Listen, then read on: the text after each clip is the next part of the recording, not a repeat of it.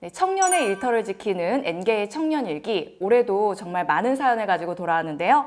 네, 안녕하세요. 저는 진행을 맡은 작가 타라제이 문명훈입니다. 네, 반갑습니다.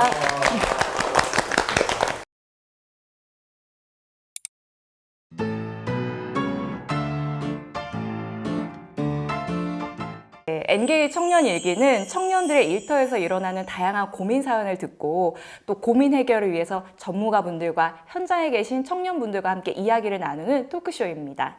이번 N개 청년 일기는 직장 내 MZ세대의 이야기, MZ세대와 꼰대 사이에 있는 낀대 이야기, 그리고 MZ세대를 이해하기 어려운 부장님들의 이야기가 포함되어 있습니다. 정말 다양한 세대의 이야기들을 함께 하게 될 것 같은데요. 먼저 청년분들의 어떤 고민 사연들을 격하게 공감해주고 시원하게 마음속에 해장을 도와주실 전문가분들과 현장에 계신 청년분들을 모셨습니다. 먼저 인사 부탁드립니다. 안녕하십니까. 이승범 노무사라고 합니다. 안녕하세요. 심리상담 전문가 강미정입니다. 네, 반갑습니다. 네, 안녕하세요. 시청에서 일하고 있는 8년차 직장인 최종환이라고 합니다. 네. 네, 안녕하세요. 저는 직장인 3년차 임소영이라고 합니다. 반갑습니다. 안녕하세요. 저는 학생들과 인문학 공부를 하는 강사 문명훈입니다. 반갑습니다. 네, 이제 N개 청년 일기 본격적으로 들어가 볼까요? 요즘 MZ세대를 둘러싸고 여러 가지 논의가 나오고 있습니다. 니트족, 캥거루족, 화이어족 등 여러 가지 이야기가 나오고 있는데요. 여러분들은 MZ세대의 특성이 뭐라고 생각하십니까? 저는 MZ세대 같은 경우는 제가 이제 업무상 뭐 상담을 하거나 그런 경우들 보면 그 친구들 언제나 빨라요. 검색에 있어서도 정말 빨라요. 그러니까 상담을 하는데 검색을 다 해보고 와요. 검색을 다 해보고 와가지고 아, 노사님 이거는 이런 거 아닌가요? 물어봐요. 근데 속으로 저는 생각을 하죠. 다음 게 할까? 근데 젊은 친구들이 다 그러더라고요. 정말 그쵸. 검색을 정말 잘해요. 저는 그렇다 보니까 좀 디지털에 강한 세대, 디지털 세대 좀 그런 식으로 좀 이야기하고 싶어요. 직장에서 이제 그 후배들이 MZ세대가 많을 것 같은데 어떠세요? 뭐 제가 생각했을 때 MZ세대 특징은 과거에 비해서 개인에 대해서 더 집중하고 개인의 행복이나 개인의 권리 이런 부분에 대해서 굉장히 민감하게 반응하는 세대라고 생각을 합니다. 이제 과거에는 집단이나 조직을 위해서 개인이 좀 양보할 수도 있고 희생할 수도 있고 이런 것들이 좀 공유가 됐다면 지금은 본인이 행복해야 좋은 것 이런 것들이 좀 MZ세대 특징이 아닐까 저는 그렇게 생각을 합니다. 기브앤테이크가 확실한 세대이긴 하죠. 이게 한편으로는 합리적이라고 생각할 수도 있고 다른 한편으로는 융통성이 없다? 뭐 이렇게 평가할 수도 있을 것 같아요. 박미정 선생님은 어떻게 생각하시나요? 저는 젊은 세대들이 굉장히 합리적이라고 생각을 하는데 너무 지나치게 일중심적이었던 우리 세대들의 어떤 그런 문화가 있었고 지금은 개인의 어떤 삶과 일과의 그 균형과 조화를 추구하잖아요. 그런 측면에서 긍정적인 측면에서는 좋다. 저는 그렇게 생각해요. 네, 열린 상상이신 것 지금까지 저희가 MZ세대의 특성에 대해서 이야기를 해봤는데요. 이제 본격적으로 사연으로 들어가 볼까 합니다. 직장 내 고민으로 들어가기 전에 취업 준비 중인 청년의 사연을 먼저 볼까 하는데요. 이 사연을 읽고 함께 이야기를 나눠보면 좋겠습니다. 제가 한번 읽어보도록 하겠습니다. 헬게이트님의 사연입니다. 이제 곧 30대 중반이 되는 청년 무직자입니다. 제가 극아이이기도 하고 사람 만나는 걸 좋아하지 않습니다. 제가 할 줄 아는 것은 부모님이 예전에 식당을 하셔서 주방 일을 조금 할 줄 압니다. 컴퓨터 쪽으로는 웹 디자인, 포토샵 작업들을 웬만큼 합니다. 처음에는 티켓 디자인 관련 분야 쪽으로 취업을 해봤는데 한 번은 사장님께서 영업하는데 저를 데리고 갔습니다. 워낙 낯을 많이 가리는 성격이기도 하고 접대 같은 걸 하는 자리에 갔다가 너무 싫어서 중간에 화장실 간다고 도망쳐 그대로 퇴사했습니다. 또 한 번은 식당에 주방일로 들어갔지만 일이 많아지다 보니 홀을 전담하게 되는 상황이 돼서 그만뒀습니다. 사람 대하는 일이 너무 어렵더라고요. 사람 응대할 때 저도 모르게 너무 긴장해서 삐그덕거립니다. 사람 대하는 것은 시간이 지나도 적응이 안 되더라고요. 이상하게 친구들 만나서 노는 거나 온라인으로 다른 사람들과 채팅하는 것은 괜찮은데 모르는 사람들을 대면하는 건 너무 힘듭니다. 전화하거나 만나는 일만 아니면 괜찮을 것 같은데 그럴 수 있는 일이 별로 없습니다. 저만 못난 사람인 것 같아서 살 길이 막막합니다. 정말 좀 암담한 느낌이 드는 이게 딱 사연만 들어도 마음이 좀 서글퍼지는 그런 사연인 것 같습니다.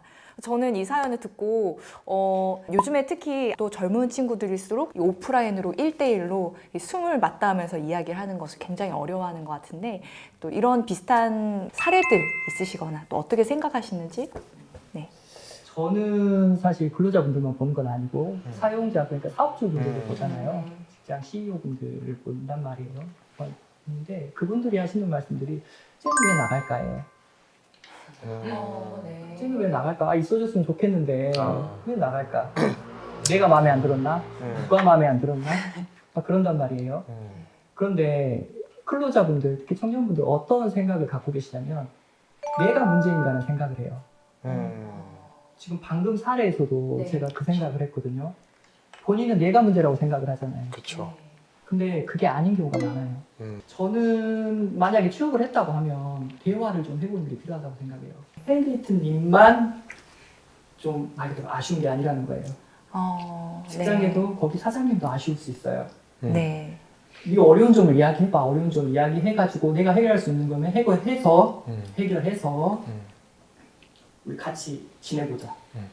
그게 가능한 경우들이 있거든요. 네.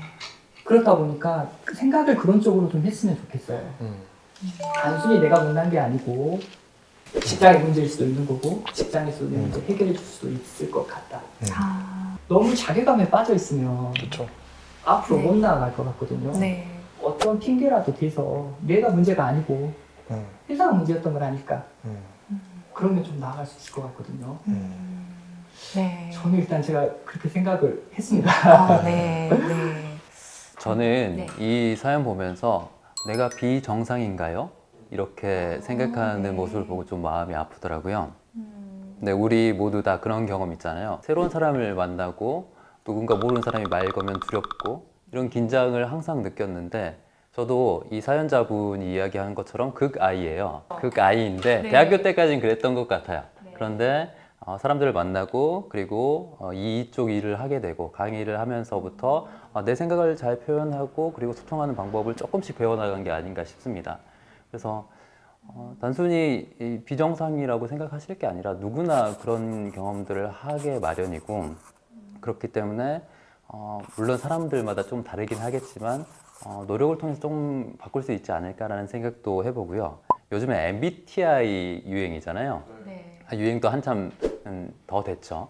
근데 MBTI가 뭐 심리 전문가 선생님께서 계시지만 정확하든 그렇지 않든 저는 의미가 있다고 생각하는 게 사람들이 MBTI를 물어보면서 이제 너와 내가 다를 수 있다라는 걸 깨닫기 시작했어요. 그리고 어떤 같은 상황에 있더라도 다르게 반응하고 다른 생각을 할 수 있다는 걸 MBTI가 우리에게 던져준 게 아닌가 싶은데 전 이 사연자분도 단순히 내가 못나서 아니면 내가 비정상이라서 그런 게 아니라 다른 것일 뿐이다라는 생각을 해보는 것도 어떨까 싶습니다. 심리 전문가 선생님께서 굉장히 하고 싶으신 말씀이 많으실 것 같습니다. 네, 이 친구는 어떤 마음 때문에 이런 행동을 하게 되는 걸까요? 쉽게 이야기를 하면 이런 분들이 마음속에 강력한 꼰대가 있어요. 그래서 이들이 이제 밖으로 나가서 사람을 만나려고 할 때 자신감이 떨어지는 거예요. 사람에 대한 그 믿음이 이제 취약하기 때문에 저들은 나를 이해하고 수용하지 못할 거야. 그리고 나는 뭔가 못할 것 같다는 그런 어떤 내면의 어떤 저는 그거를 이제 제한된 신념이라고 표현하는데 이런 게 안에 있어요. 일종의 꼰대죠. 그게. 누구보다도 이분이 사람하고 만나고 싶은 거예요. 그럴 것 같아요. 당당하고 싶고 네. 자신감 네. 갖고 대화를 나누고 싶고 안 되는 거예요. 이분이. 네. 그래서 이제 이게 이제 어떻게 해서 이분이 점점 사람하고 만나고 거기에서 자기의 어떤 어려움을 극복할 것인가가 이제 관건인데 내가 사람을 만나는 게 어렵고 두려워한다는 거를 인정하고 수용해라. 그 자체는 우리 누구시만 그러는 게 아니고 나도 그렇다. 그런 실수를 할 것 같다는 것. 내가 이제 아는데 그럼 인정하고 그럼 어떻게 해요? 나가서 내가 가서 사람하고 멋지게 이야기를 나누는 걸 한번 상상해보자. 그럴 때 옆에서 나를 가장 생각해주고 지지해주는 사람이 있다면 그가 나한테 뭐라고 할까 이런 어떤 긍정적인 상상을 이제 많이 하도록 계속 하는 거죠. 자기 체면 일종의. 네. 그래서 한번 해보자. 가장 쉬운 것부터 하나씩 이제 도전하고 실천하게 하는 거죠. 종아님은 어떻게 생각하시나요? 저도 방금 선생님 말씀하신 작은 성공 경험 그게 중요한 것 같아요. 지금 보면은 제가 너무 싫고 자존감도 떨어져 있다. 근데 본인이 본인을 싫어하는데 나도 내가 싫은데 다른 사람한테 나를 좋아해 달라고 말할 수 없잖아요. 근데 이제 자존감이라는 건 사실 누가 주는 게 아니거든요. 제가 생각했을 때. 근데 자존감은 제가 봤을 때 본인이 정한 작은 목표를 하나하나 이뤄냈을 때 그런 작은 성취가 쌓였을 때 본인이 뭔가 할 수 있는 사람이고 해낼 수 있는 사람이고 괜찮은 사람이라고 자존감이 올라간다고 생각을 해요. 그래서 제가 봤을 때 이분한테 힌트가 다 있어요. 친구들 만나서 노는 건 좋다고 했잖아요. 그럼 이 친구들은 어떻게 만난 거예요? 친구들 처음 만났을 때 뭐 학교에서 만났든 어디서 만났든 버티고 가까워지니까 이 친구들 만나는 건 편안해졌잖아요. 그래서 지금 3개월을 못 버틴다고 했는데 3개월 1주만 더 버텨보자. 3개월 2주만 더 버텨보자. 본인은 지금 능력은 있어요. 디자인 분야는 할 수 있잖아요. 그러니까 본인이 가진 기술을 가지고 디자인 분야 회사에 들어가서 이번 목표는 3개월 1주다. 너무 힘들면 또 그만두고 다음은 3개월 2주다. 이렇게 조금씩 성공하는 경험을 쌓으면 3개월이 3년이 되고 또 하실 수 있지 않을까. 이분은 제가 봤을 때는 본인이 다 답을 가지고 있으신 것 같아요. 명언이죠. 모든 사람은 답이 자기 안에 있다. 네, 네, 맞습니다. 네. 우리 소영님은 이런 상황을 겪은 친구가 주변에 있거나 혹은 이런 상황에 대해서 어떻게 생각하시는지? 제가 이제 사회초년생으로 이제 회사를 다니면서 저를 세뇌하는 그런 부분이 있거든요. 네. 근데 그 부분은 이제 예전에 그 인터넷에 좀 유행했던 오히려 좋아라는 말이 있어요. 그렇게 생각하진 않아도 말이라도 그렇게 해서 그렇게 좀 넘어가려고 조금 생각을 해보려고 하는 편이었고, 그리고 또 다른 거는 이제 저도 이제 누군가를 만나서 응대하고 이제 그러는 부분이 좀 어려운데 업무적으로 하는 거다라고 했을 때 그게 되게 잘 되더라고요. 일상생활에서 제가 이제 그냥 쉬는 날 누군가를 만나서 이야기하는 게 되게 어려운데 그 일을 해내기 위한 그런 과정이기 때문에 일에 대한 조금 집중을 하고 사람에 대한 거를 이제 일을 완성하는 데 걸어가는 과정이라고 좀 생각하면 좀 괜찮지 않을까라는 얘기를 조금 해주고 싶습니다. 아, 네. 그 말씀 너무 좋은 것 같아요. 오히려 좋아. 이런 것도 한 번씩 속마음은 다르지만 한번 이야기를 해보고 말이라도 이렇게 마음은 해보고 아니지만. 그러면 또 말을 하다 보면 행동이 또 옮겨질 수도 있는 네. 거잖아요. 맞아. 또 한 가지 얘기해 주셨던 게 저는 그게 어떻게 보면 부캐? 페르소나? 이런 맞아. 또 생각이 들거든요. 그래서 지금 나의 진짜 모습과 일터에서의 내 모습을 조금 약간은 분리해서 요거는 내 캐릭터야. 이게 일하는 캐릭터야. 이렇게 접근을 해보는 것도 하나의 또 방법이 되지 않을까 이런 생각도 듭니다. 패널분들께서 다양한 이야기 해주셨는데요. 헬게이트님에게 조금이나마 도움이 됐으면 좋겠습니다.